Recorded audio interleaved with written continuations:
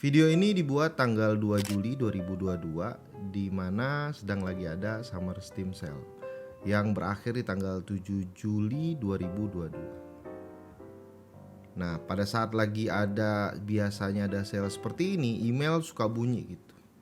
Kurang lebih kayak gini, kayak game yang ada dalam wishlistmu sedang dalam masa diskon. Coba dicek. Dan bener aja gue cek, dan salah satu game yang udah gue tunggu-tunggu yaitu adalah DLC-nya dari Grim Dawn.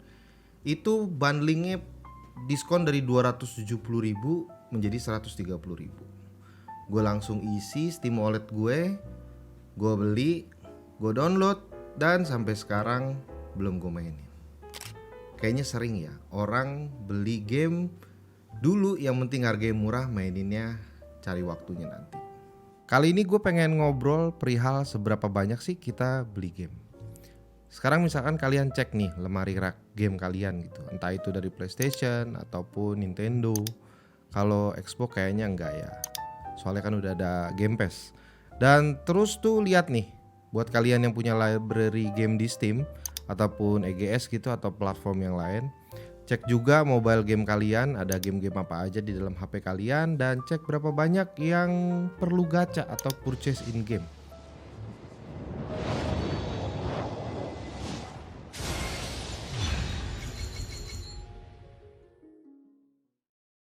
Gue beli game di tahun ini tuh kira-kira 10 lah, 11 game kira-kira. Karena gue nggak main konsol kan, gue nggak punya PS5 atau Xbox, jadi gue mainnya di komputer banyakan. Tapi pengeluaran gue udah lebih gede karena gue main di HP-nya banyak kegesek juga, jadinya gue lebih banyak gue keluar duit di HP sebenarnya. In terms of bayar gamenya. Memang sekarang itu kalau mau beli game tuh emang udah lebih dipermudah. Lo bisa beli digital, tinggal download, atau lo beli secara online, game fisiknya langsung dikirim ke rumah. Kalau handphone, lo langsung punya handphone yang minimal harganya 3 jutaan lah gitu ya untuk bisa mainin. Kayaknya banyak banget game yang bisa dimainkan dengan harga handphone segitu.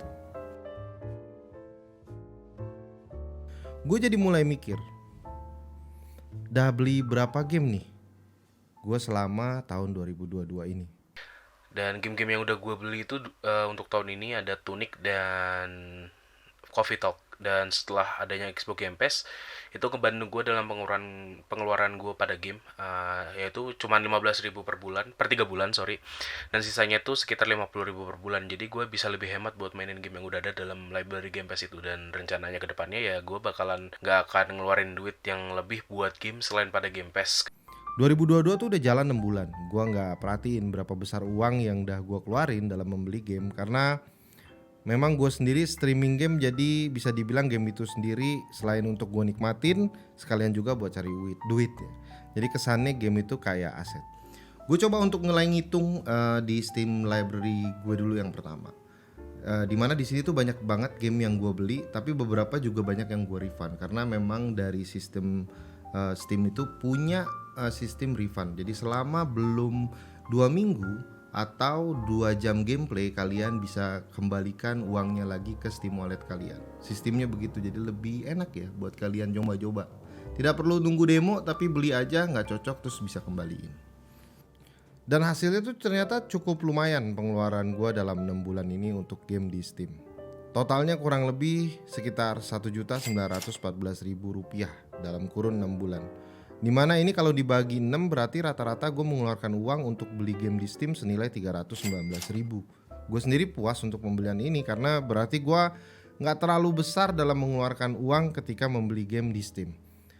Tapi gue merasa ini pengeluaran juga terbantu oleh teman-teman yang kadang memberikan gift game gitu kepada akun Steam gue. Dan juga karena gue suka request di Keymailer, kadang-kadang ada beberapa game yang gue dapatkan dan mainkan itu karena dikasih kode gamenya. Seperti kayak Dying Light 2, Fear Rising, Molder Builder, Tormented Soul, Getsu Fumaden, Tandem A Tale Shadow, dan masih ada beberapa yang lain. Yang kalau misal dibeli pada saat perilisan, mungkin gue udah ngeluarin uang untuk game-game di atas senilai lebih dari 1 juta rupiah. Dari game tersebut yang gue mainkan terus menerus itu gak sampai 30%. Sisanya teronggok aja di library Steam gue. Ya memang ada beberapa yang sengaja gue beli lebih untuk mengisi konten streaming gue, tapi setidaknya setelah perhitungan ini jadi bahan pertimbangan juga. ternyata hanya 30%. Tapi kalau dihitung-hitung ya, keluar duit untuk membeli game, aksesoris dan kawan-kawannya mungkin sekitar 10 juta kali ya. 10 juta untuk 6 bulan, berarti hampir 2 juta tiap bulannya. Untuk game PS sendiri, gue tidak cukup banyak membeli game dalam kurun waktu 6 bahkan sampai 1 tahun terakhir. Seperti kayak game Elden Ring, Tales of Arise, Demon Slayer, Scarlet Nexus, Watch Dogs Legion, sama GTA 5. Yang kalau di total kurang lebih sekitar 2,7 juta rupiah. Cukup kaget karena gue ternyata mengeluarkan lebih banyak uang untuk konsol dibandingkan kayak model Steam. Apa gara-gara Steam harga lebih murah dan juga banyak diskon kali ya. Tapi keuntungannya adalah beberapa game yang tadi gue sebut itu sudah gue jual kembali dengan pengembalian uang yang kurang lebih sekitar 70% sampai 80% dari harga peluncuran. Dan untuk game di PlayStation sendiri itu gue bisa dibilang 50% gamenya itu tamat. Bukan hanya dimainkan tapi ditamatkan.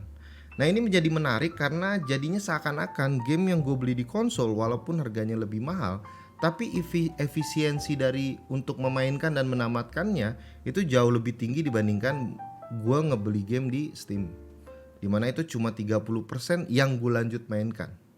Kita iyain semua yang dia mau kita kasih. Is that so? Epic jealousy. Suck it. Untuk Nintendo sendiri tidak ada yang gue beli sepanjang 6 bulan terakhir ini. Mungkin ada beberapa temen yang ngasih langsung ke gue, tapi yang gue keluarkan uangnya sendiri itu nggak ada. Tapi kalau misalkan dari yang teman-teman kasih, mungkin di total sekitar 1,8 juta sampai 2 juta 100. Sedangkan untuk game mobile sendiri, gue ada mainkan beberapa game, tapi gue nggak pernah mengeluarkan, paling ngeluarin di internet aja untuk ngedownload dan bermain gamenya. Inti dari video ini adalah sebenarnya untuk gue tahu seberapa uang yang gue keluarkan dalam membeli sebuah game. Dan mungkin buat kalian yang nonton juga mulai kepikir sebenarnya gue keluarin berapa untuk entertainment gue, yang salah satunya adalah game. Karena ada beberapa orang yang memang mencatat secara rinci pengeluaran untuk ngebeli game, tapi gue atau mungkin kalian yang nonton gak pernah menghitung secara rinci pengeluaran membeli game. Mudah-mudahan setelah membuat ini, gue ataupun kalian jadi lebih bijak dalam membeli game. Pertanyaannya adalah, jadi sudah berapa besar uang yang kalian keluarkan untuk membeli game di tahun 2022?